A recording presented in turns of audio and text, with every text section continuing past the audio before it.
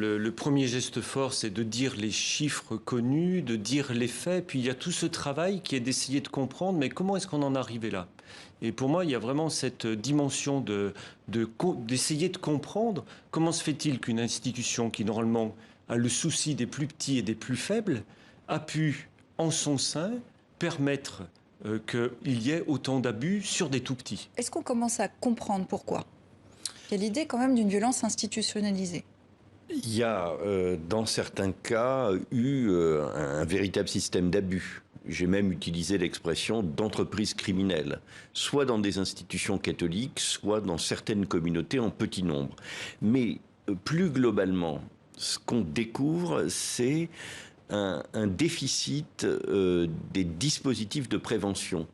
C'est-à-dire qu'au niveau de la sélection, de la formation, de la qualification et de l'envoi en mission des prêtres, l'Église n'a pas su s'entourer des précautions nécessaires. Ensuite, elle a commis des erreurs dans l'accompagnement. Et puis quand des faits ont été portés à sa connaissance, les réactions ont été très souvent décevantes. C'est seulement au début des années 2000 que l'Église s'est adressée au parquet et pour dénoncer notamment des agissements criminels. Vous avez été abusé à 15 ans. Oui. Pourquoi après 42 ans, parce que là on entendait des personnes qui témoignaient dans le reportage, pourquoi après 42 ans on rompt le silence? Qu'est-ce qui est le déclencheur? Pour moi, ce qui a été déclencheur, c'est un événement très particulier. C'est que par une histoire qui serait un peu longue à raconter ici, je me suis retrouvé à accueillir sur mon lieu de vie mon abuseur qui venait visiter, qui venait à la gendarmerie ou voir son avocat en vue de son procès. Et la rencontre dans le couloir avec mon abuseur a été vraiment un déclic et un choc qui m'a mis dans un stress post-traumatique qui a été très onéreux psychiquement, spirituellement et physiquement, mais qui était aussi à cette occasion-là la prise de parole parce que je ne pouvais plus me taire et que j'avais besoin que quelque chose de la justice puisse se faire. C'est-à-dire que ce qui était inversé soit remis à l'endroit, qu'il y ait quelque chose qui de nouveau retrouve sa juste place. Quelles conséquences ont ces abus sur votre vie encore aujourd'hui? Ils sont nombreux. Il y a, je dirais, tout ce qui est au niveau relationnel, avec tout l'impact que ça a, mettant sur la confiance. C'est difficile de faire confiance lorsqu'on a été trahi et abusé dans la confiance qu'on faisait à quelqu'un qu'on aimait et avec qui il y avait une relation de confiance.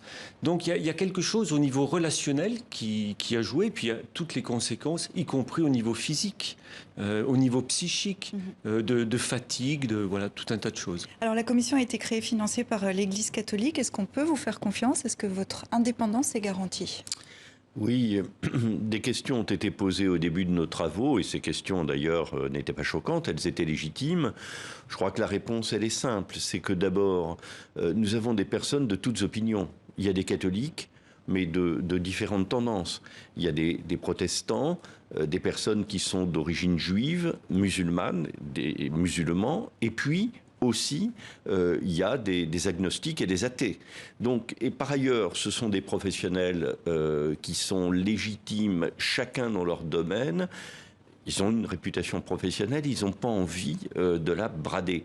Et puis alors, on a fait nous-mêmes souverainement notre programme de travail. Et je dois le dire et le reconnaître, l'Église catholique n'a à aucun moment contester le principe et le montant des dépenses. Elle vous a même ouvert des archives? Est-ce qu'il y a eu des réticences? Ou est-ce que vous avez constaté qu'il manquait des documents? 3 millions d'euros. Et par ailleurs, pour accéder aux archives de l'Église catholique, ça je l'ai demandé dès le début et j'ai eu une réponse de principe tout à fait positive. Ça a été un peu compliqué. Il a fallu aller au Vatican, rencontrer le secrétaire d'État, obtenir une dérogation. Donc, au regard du droit de l'Église catholique, on a eu la dérogation assez vite. Mais après, il y a la loi française, la loi nationale, et notamment sur la protection des données, qui a suscité quand même beaucoup de questions et beaucoup d'interrogations. Donc, j'ai dû expliquer aux évêques que je ne voulais pas me retrouver face au tribunal correctionnel avec eux, et que donc, ils avaient toutes les assurances pour ouvrir leurs archives. Les conclusions